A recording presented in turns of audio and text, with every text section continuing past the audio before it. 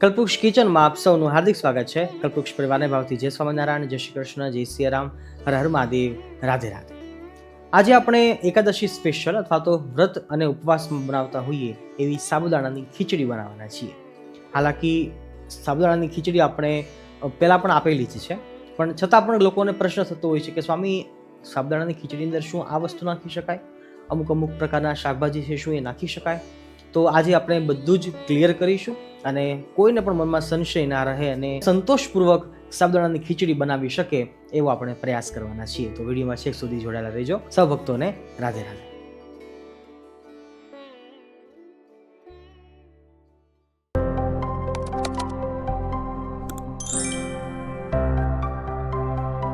પ્રિયજનો, આજે આપણે જે સાબુદાણાની ખીચડી બનાવવાના છીએ એ એકદમ હેલ્ધી બને એવો આપણે પ્રયાસ કરવાના છીએ અને જલ્દી સુપાચ્ય બને, સરળતાથી પચી જાય, કોઈને નડે નહીં એવી બનાવવા માટે આપણે મેક્સિમમ શાકભાજીનો ઉપયોગ કરવાના છીએ અને પણ વ્રત ઉપવાસમાં ખવાય એવા શાકભાજી આપણે ઉપયોગ કરવાના છીએ. તો આજે અમે દૂધીનો ઉપયોગ કરીશું, બટાકાનો ઉપયોગ કરીશું, ટામેટાં છે, કોથમીર, કેપ્સિકમ, મરચાં, લીલા મરચાં અને સાથે લીંબુ અને સિંગદાણા. તો આ તમામ વસ્તુઓ છે એ ઇઝીલી આપણા ઘરમાં અવેલેબલ પણ હોય છે. પણ અહીંયા શંકા એક વાતની રહેતી હોય છે કે શું ટામેટા વ્રતમાં ખવાય કે ના ખવાય, દૂધી ખવાય કે ના ખવાય, બટાકા ખવાય કે ના ખવાય, સિંગદાણા ખવાય કે ના ખવાય, કેપ્સિકમ ખાસ કરીને ખવાય કે ના ખવાય. તો આ તમામ પ્રશ્નોનું સમાધાન છે આપણે આગળ જોઈએ છીએ.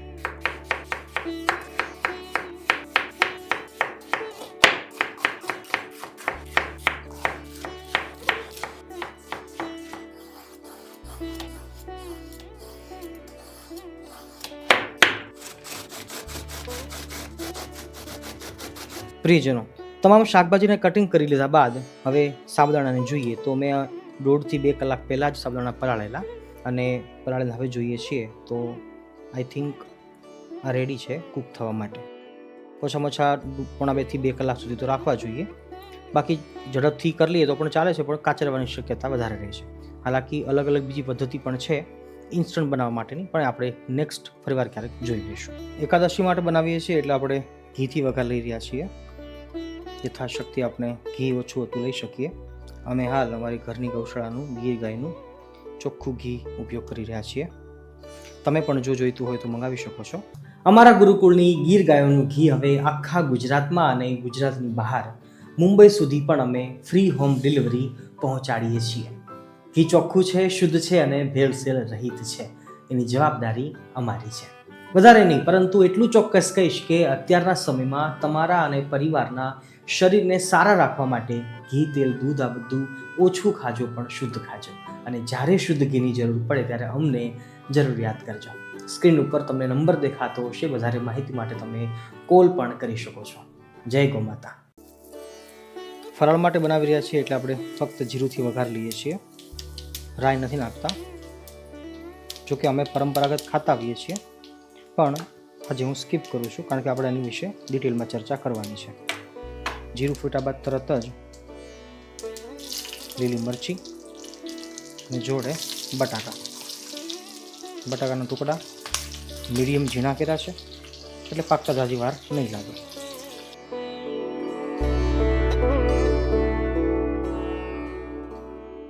બે મિનિટ માટે ઢાંકી દઈએ, ત્યાં સુધીમાં બટાકા છે પાકી જશે, પછી આગળ વધીએ. ભક્તો, રેસીપીમાં આગળ વધીએ પહેલાં એક ખૂબ જ મહત્વની વાત તમારી સાથે કરવી છે. તમે આમળા વિશે, એલોવેરા, ગીલોય અને અશ્વગંધા વિશે ઘણીવાર ઘણું બધું સાંભળ્યું હશે, પરંતુ શું તમે ક્યારેય નોની ફળ વિશે સાંભળ્યું છે? ચાલો માત્ર 1 મિનિટમાં આપણે એમને સમજીએ. કહેવાય છે કે આશરે 3000 થી 5000 વર્ષ પહેલાંથી આ ફળનો ઉપયોગ સ્વાસ્થ્ય માટે કરવામાં આવી રહ્યો છે. આયુર્વેદમાં ઘણા લોકો એમને સંજીવની ફળ તરીકે પણ ઓળખાવે છે. હવે વિચારીએ કે આજની આપણી સૌથી મોટી સમસ્યા શું છે? નબળી ઇમ્યુનિટી, દરેક સમયે થાક લાગવો, વધતો તણાવ, અનિયમિત ખાનપાન અને જીવનશૈલી સાથે જોડાયેલી વધતી જતી બીમારીઓ. આ કારણે આજે વૈજ્ઞાનિકો પણ કુદરતી એન્ટીઓક્સિડન્ટ્સ અને વનસ્પતિમાંથી મળતા પોષક તત્વો ઉપર સતત સંશોધન કરી રહ્યા છે. નોની ફળની ખાસિયત એ છે કે એમાં vitamin A, B complex, C, E એ સાથે ઘણા મિનરલ્સ અને કુદરતી એન્ટીઓક્સિડન્ટ્સ મળી આવે છે, જે શરીરના કોષોને ઓક્સિડેટિવ સ્ટ્રેસથી બચાવવામાં અને સામાન્ય સ્વાસ્થ્યને સપોર્ટ કરવામાં મદદરૂપ માનવામાં આવે છે. આ જ કારણ છે કે આજે દુનિયાના ઘણા દેશોમાં નોની આધારિત વેલનેસ પ્રોડક્ટ્સ ઝડપથી લોકપ્રિય બની રહ્યા છે. આ જ દિશામાં દવેઝ નોની છેલ્લા ઘણા વર્ષોથી નોની આધારિત વેલનેસ પ્રોડક્ટ્સ બનાવી રહ્યું છે. એમની પાસે નોની જ્યુસ ઉપરાંત હર્બલ ઓઇલ, ટૂથપેસ્ટ તેમજ સ્કિન અને હેર કેરના અનેક ઉત્પાદનો ઉપલબ્ધ છે. જો તમને પણ કુદરતી વેલનેસમાં રસ હોય અને નોની વિશે વધુ જાણવા ઈચ્છતા હો તો એકવાર દવેઝ નોની વિશે જરૂરથી માહિતી મેળવજો. ઇન્ટરનેટ ઉપર અવેલેબલ છે. આ જ્યુસનો ઉપયોગ પણ ખૂબ જ સરળ છે. 1 ગ્લાસ હુંફાળા પાણીમાં ફક્ત 15 મિલી નોની જ્યુસ મિક્સ કરો, ઠાકોરજીને ધરાવી અને એમનું સેવન કરો. હું ખાતરી સાથે કહી શકું કે થોડા દિવસોમાં તમારા શરીરમાં તમને પોઝિટિવ ફેરફાર જરૂરથી જોવા મળશે. આપણે શોખ અને વ્યસન પાછળ તો ઘણીવાર પૈસા ખર્ચી દઈએ છીએ, પરંતુ સૌથી મોટી સંપત્તિ આપણું શરીર છે. એના સ્વાસ્થ્ય માટે યોગ્ય રીતે રોકાણ કરવું એ આપણી ફરજ છે. બાકી તમે બધા સમજદાર છો, મારી વાત જરૂર સમજી ગયા છો. ચાલો હવે ફરીથી રેસીપીમાં આગળ વધીએ. રાધે રાધે, જય સ્વામિનારાયણ. 2 મિનિટ પછી જોઈએ છીએ તો આપણા બટેકા લગભગ 50% આસપાસ બફાઈ ગયા છે, શેકાઈ ગયા છે.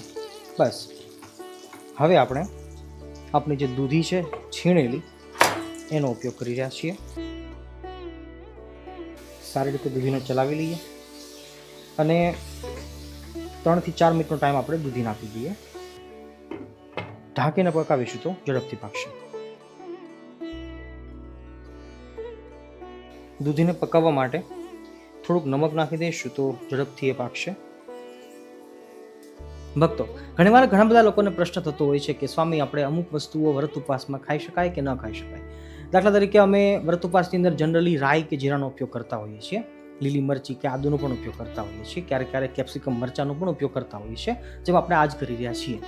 તો ઘણાને શંકા જશે, ઘણાને એમ થશે કે શું આ ઇડેબલ છે, વ્રત ઉપવાસમાં ખવાય? તો એના માટે હું ટૂંકમાં ઘણીવાર મેં આન્સર આપ્યો છે, છતાં પણ આજે પણ ફરીવાર રિપીટ કરું છું કે બધાની પરંપરા અલગ ચાલી આવી હોય છે. એવું નથી કે આપણે એક વસ્તુ આપણે નથી ખાતા તો બીજા પ્રાંતમાં પરંપરા વાઇઝ એ વસ્તુ બી નહીં ખવાતી હોય. કારણ કે આપણા હિન્દુ ધર્મની અંદર ખાસ કરીને દરેક વિસ્તાર વાઇઝ પરંપરાઓ અલગ અલગ ચાલતી આવતી હોય છે. દાખલા તરીકે કોઈ લોકો તો નમક, લૂણ જ નથી ખાતા, તો શું આપણે લૂણને છોડી દઈશું? ઘણા લોકો સિંગાણા નથી ખાતા, તો શું આપણે છોડી દઈશું? મતલબ આપણા માટે જે નથી ખાવા લાયક એ કદાચ બીજા લોકો માટે ખાવા લાયક હોય છે. તો આપણે કોઈનો વિરોધ ન કરીએ, બધાની પરંપરાને રિસ્પેક્ટ કરીએ અને આપણે આપણું સાચવી લઈએ. બસ આવો કંઈક મારો વિચાર હંમેશાના માટે રહ્યો છે. તો ઘણીવાર અમે જે વસ્તુ નાખતા હોઈએ, તમારે જો પરંપરાગત તમને કોઈ સંતોએ કે તમારી પરંપરામાં જો કોઈ વડીલોએ મનાઈ કરી હોય તો તમારે એને છોડવી જોઈએ. ભલે અમે કદાચ નાખતા હોઈએ, પણ જો અમે એવું માનીએ છીએ કે જ્યાં સુધી અમને પરંપરામાં જે શીખવાડવામાં આવ્યું છે એ પ્રમાણે એમાં કોઈ બાધ નથી હોતો, તો અમે રાઈ પણ ક્યારેક થોડીક ઉપયોગ કરીએ છીએ. એ ઉપરાંત લીલી મરચી હોય છે, આદુ હોય છે, ટામેટાં હોય છે, સિંગાણા હોય છે. આ તમામ વસ્તુઓ ફરાળમાં પણ ચાલે છે અને એટલા માટે જ આજે અમે ઉપયોગ કરી રહ્યા છીએ. ખાસ કરીને સાબુદાણાની ખીચડી બનાવીએ છીએ કે મોરિયાની ખીચડી બનાવીએ છીએ, એમાં પણ જો આપણે કેપ્સિકમ મરચું નાખીએ તો પણ કોઈ બાદ નથી. કારણ કે કેપ્સિકમ મરચું પણ છે તો એક વન ટાઈપ ઓફ શાકભાજી, અને એ અનાજ નથી, એ પણ શાકભાજી જ છે. જો આપણે બટેકું ખાઈ શકીએ, જો આપણે દૂધીનો ઉપયોગ કરી શકતા હોય ફરાળમાં, તો પછી કેપ્સિકમ મરચું કે ટામેટું એ પણ કોઈ દોષને પાત્ર નથી. તો આ મારું નાનકડું એવું સજેશન હતું જે તમારી સાથે મેં વાતને શેર કરી છે. આઈ હોપ કે ઇટ હેલ્પ્સ યુ. ભક્તો, દૂધી આપણી ઓલમોસ્ટ 90% પાકી ગઈ છે. તો હવે આપણે ટામેટાં નાખી શકીએ છીએ. મેં આ તમામ વસ્તુ વધારે નાખી છે કારણ કે અમારે ક્વોન્ટિટી વધારે છે આજે, અને એ સાથે સાથે કેપ્સિકમ પણ હું નાખી દઉં છું. વાહ, શું સુગંધ આવી રહી છે! શાકભાજી આપણા લગભગ કૂક થઈ ગયા છે અને હવે આ સ્ટેજ ઉપર આપણે આપણા સાબુદાણા છે જે ઓલરેડી ખીલા છે એને આપણે નાખીએ છીએ. જો કે 2 થી 3 કલાકનો ટાઈમ મળે તો પણ સાબુદાણા સરસ ફૂલી જતા હોય છે, તો આપણે વધારે ટાઈમ આપણે આપી શકતા હોઈએ છીએ, એમાં કોઈ ઇશ્યુ નથી. અને સાથે સાથે જ આપણે નાખી દઈશું સ્વાદ અનુસાર નમક, વ્રતનું નમક. સારી રીતે ચલાવી ગેસની ફ્લેમને એકદમ ધીમી રાખવાની છે. અને હવે આ સ્ટેજ ઉપર 2 થી 3 મિનિટનો ટાઈમ આપીશું તો સાબુદાણા છે સરસ એબ્ઝોર્બ કરી લેશે તમામ શાકભાજી, વેજીટેબલ્સ, એનો રસ. અને આ બાજુ આપણા સિંગદાણા સાથે કોથમીરના ડંઠલ, મીઠા લીમડાના પાન, એનો સરસ નાનકડો એવો અલગથી વઘાર લઈએ. ચાલો ધીમા તાપે આને ઢાંકીને રાખીએ ત્યાં સુધીમાં વઘાર તૈયાર કરી લઈએ. અડધી ચમચી ઘી લીધું છે, તમે તેલ પણ લઈ શકો છો. સિંગદાણા સારી રીતે એને હાફ શેકી લઈએ. ત્યારબાદ નાખીશું કોથમીરના ડંઠલ અને હવે મીઠા લીમડાના પાન. ગેસની ફ્લેમને બંધ કરી દઈએ. છેલ્લે થોડીક હળદર નાખીએ છીએ કારણ કે અમે હળદર ખાઈએ છીએ. જો તમે ન ખાતા હોય તો તમે સ્કીપ કરજો.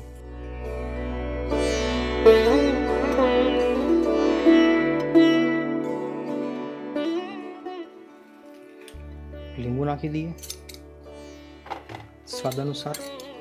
જો કે લીંબુ થોડુંક વધારે હશે તો સાબુદાણાની ખીચડી છે એ બધાને ભાવશે, આવા મારા અનુભવ છે.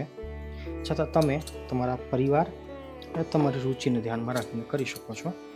અને હા, સાબુદાણાની ખીચડીમાં થોડુંક ગળપણ પણ ન ખાતું હોય છે. બાકી ન ખાતા હોય તમે તો સ્કીપ કરી શકો છો.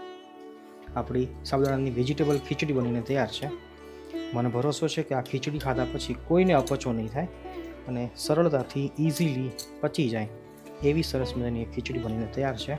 છેલ્લી આપણી શરત પ્રમાણે જે કંઈ ઘરમાં બનાવો એ ભગવાનને ભોગ થાળ જરૂર લગાવજો, પછી જમવામાં ઉપયોગ કરજો. મળીએ છીએ ફરીવાર એક નવી રેસીપી સાથે. ત્યાં સુધી સૌ ભક્તોને એકાદશીના ભાવથી જય સ્વામિનારાયણ, જય શ્રી કૃષ્ણ, જય સિયારામ, હર હર મહાદેવ, રાધે રાધે.